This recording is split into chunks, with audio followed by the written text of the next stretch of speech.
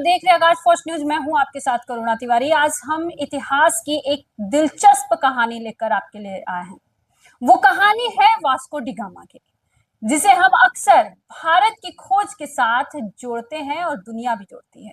पर सवाल ये उठता है कि क्या वास्को डी गामा ने भारत की खोज की थी या उसने सिर्फ भारत पहुंचने का रास्ता ढूंढा।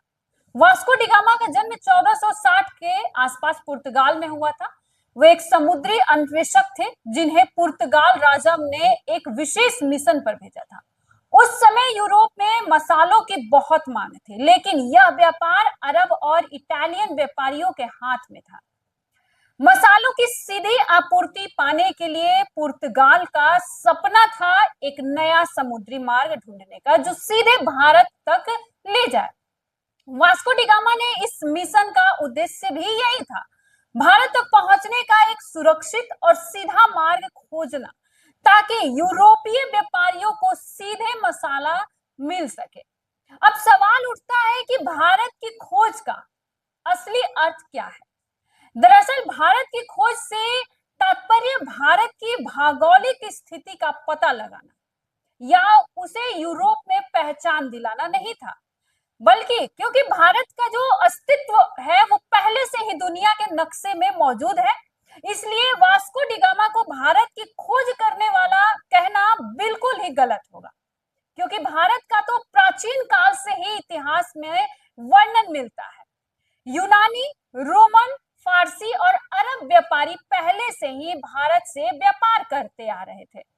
वास्तव में बता दें कि वास्को डी गामा ने भारत को खोजा नहीं, बल्कि भारत तक पहुंचने का समुद्री मार्ग निकाला।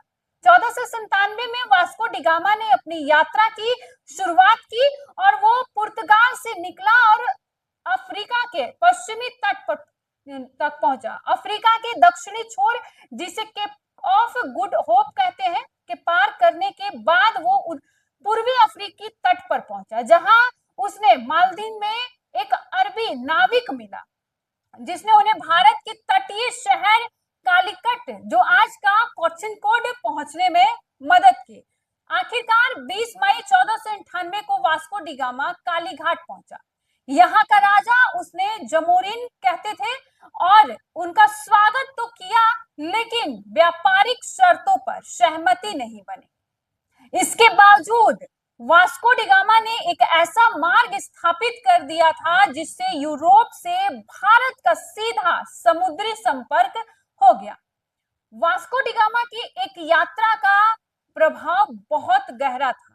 पुर्तगाल व्यापारी इस नए समुद्री मार्ग से लगातार भारत आने लगे, जिससे भारत में पुर्तगाली साम्राज्य की नींव रखी गई। इस मार्ग के खुलने के बाद यूरोप के कई देशों ने एशिया में व्यापारिक और सामरिक गतिविधियां बढ़ाई, जिससे औपनिवेशिक काल की शुरुआत हुई। वास्को डी गामा की इस खोज से भारत और यूरोप के बीच व्यापार तो आसान हो गया, लेकिन इसने औपनिवेशिक शोषण का एक काला अध्याय भी शुरू कर दिया।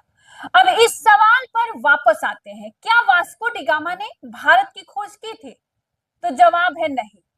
उन्होंने भारत तक पहुंचने का एक नया समुद्री मार्ग खोजा था। भारत पहले से मौजूद था और इसके बारे में दुनिया जानती थी, इसलिए भारत की खोज कहना सही नहीं है। हाँ, भारत तक यूरोपीय समुद्री मार्ग द्वारा ढूंढने का श्रेय वास्को डी गामा को जरूर जाता है, लेकिन भारत को वो उसने खोजा, ये कहना गलत होगा। इस पर आपका क्या कुछ कहना, अभी हमारे साथ साझा करें और देखते रहे आगाज फर्स्ट न्यूज। धन्यवाद।